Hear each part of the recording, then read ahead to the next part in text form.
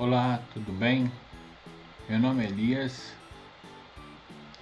Estou aqui para comentar alguns versículos do capítulo 4 de Hebreus.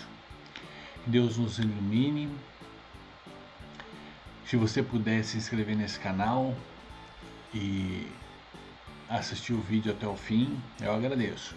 Vou orar agora para que Deus esteja presente por meio da nossa súplica e petição.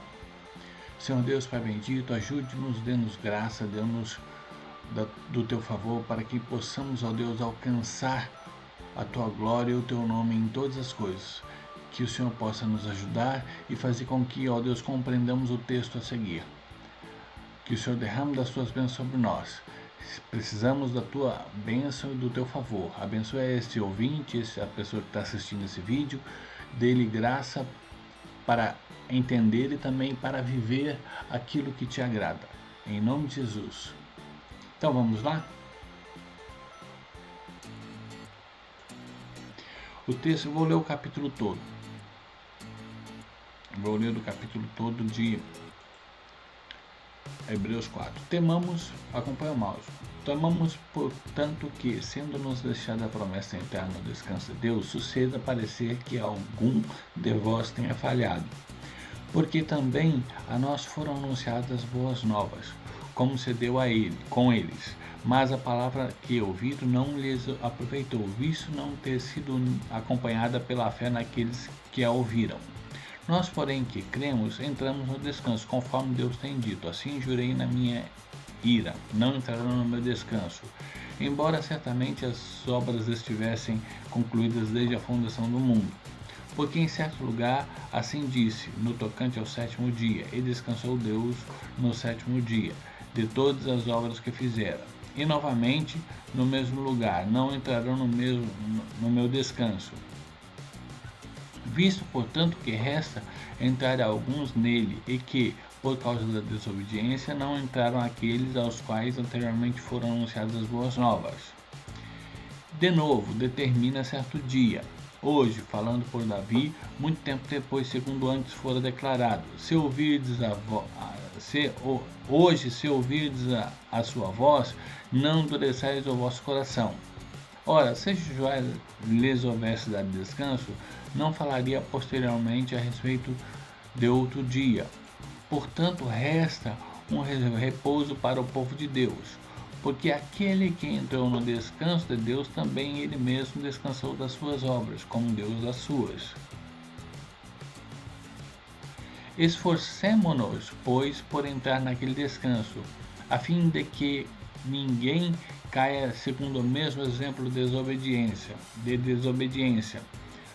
Porque a palavra de Deus é viva e eficaz, e mais cortante do que qualquer espada de dois gumes, e penetra até ao ponto de dividir alma e espírito, juntas e medulas, e é apta para discernir os pensamentos e os propósitos do coração.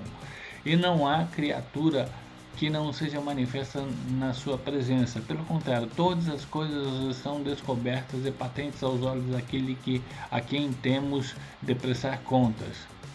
Tendo, pois, a Jesus, o Filho de Deus, como grande sumo sacerdote que penetrou os céus, conservemos firmes a nossa confissão, porque não temos sumo sacerdote que não possa compadecer-se das nossas fraquezas. Antes, foi ele tentado em todas as coisas, a nossa semelhança, mas sem pecado. Acheguemo-nos, portanto, confiadamente junto ao trono da graça, a fim de recebermos misericórdia e acharmos graça para socorrer a ocasião oportuna. Esse capítulo trata de fé, obediência e socorro. Termina falando do socorro de Deus ao nosso favor. Bom, diz aqui esse texto que existia uma promessa de entrar no descanso de Deus e que havia pessoas que não entraram nesse descanso. Como eles não entraram? Porque as palavras que eles ouviram, eles não empregaram fé naquelas palavras. Aqueles que creem entram no descanso de Deus. porque Deus diz que as pessoas que não creem não entrariam no descanso dele. E Deus tinha descansado, segundo esse texto aqui. Porque diz assim, ó: assim jurei na minha ira, não entrarão no meu descanso. Quer dizer, Deus entrou no seu descanso. Mas aqueles que creem entram no descanso, mas aqueles que não creem, como esse, que não entram no descanso. Não é automático, não é assim, Deus descansou, você descansa junto com Deus. Não, você tem que obedecer a Deus para poder descansar no descanso de Deus. Porque Deus descansou no sétimo dia de todas as suas obras, então Deus está no descanso dele. Aí novamente no mesmo lugar, esse mesmo lugar aqui, posso entender, não sei se estou correto, mas posso entender que é Canaã, o lugar de Canaã, porque vai dizer para frente,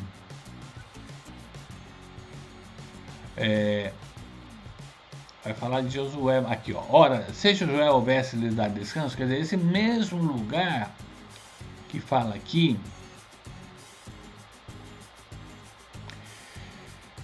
o lugar que Deus descansou é o lugar que Josué entrou e não pôde dar descanso para os israelitas, porque eles não creram. Então, o lugar da criação do Éden, da terra, é o mesmo lugar que Josué deu a terra aos israelitas. É uma hipótese minha, não sei se estou certo. Aí diz o versículo 10: porque aquele que entrou no descanso de Deus, também ele mesmo descansou das suas obras, como Deus das suas. Quem crê na palavra de Deus não precisa viver das suas obras. Faz as obras porque a palavra de Deus nele, produzindo fé, faz a fé obrar. Mas não que ele dependa das obras, depende da fé, que é a fé que faz entrar no descanso de Deus. Interessante é o versículo 11, que diz assim: esforcemo-nos, pois, por entrar naquele descanso. Se você se esforça, você entra. Aí você descansa. Mas aqui está dizendo para se esforçar para entrar no descanso. Quer dizer, se esforçar para conseguir descansar. Então, se esforçar para crer. Depois que crer, descansa. Aí, e o interessante é que a fé deve ser unida à obediência, porque diz assim: a fim de que ninguém caia segundo o mesmo exemplo de desobediência.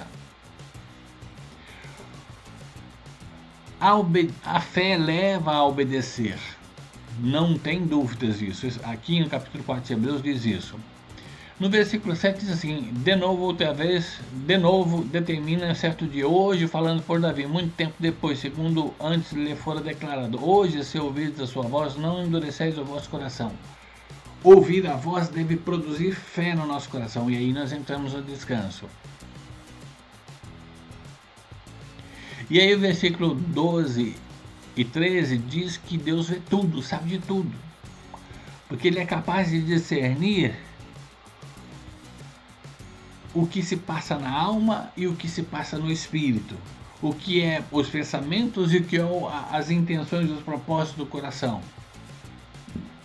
E aí no versículo 14, 15 e 16 diz que nós temos um grande sumo sacerdote que penetrou nos céus e ao ponto de estar à direita de Deus, que é o lugar mais alto dos céus. Nós devemos então manter firme a nossa confissão em Jesus, porque Jesus é capaz de compadecer-se das nossas fraquezas. E é essas fraquezas que nos impedem de descansar em Deus, no descanso de Deus. Mas devemos nos achegar a Jesus, que é o sumo sacerdote que pode compadecer das nossas fraquezas, que está no trono da graça à direita de Deus, a fim de recebermos misericórdia e acharmos graça para socorro em ocasião oportuna. Socorro de quê? Das nossas fraquezas. Devemos ser socorridos das nossas fraquezas, para que as nossas fraquezas não nos impeçam de descansar em Deus. Agora o interessante é que fala trono da graça, mas vou mostrar aqui em 2 Timóteo, capítulo 2, versículo 1, diz assim: Tu, pois, filho meu, fortifica-te na graça que está em Cristo Jesus. Nós já chegamos ao trono da graça, como está dizendo aqui, ao trono da graça, a fim de recebermos misericórdia e acharmos graça para socorrer em ocasiões. Quem está sentado no trono da graça? Deus e Jesus. E Jesus é aquele que tem a graça.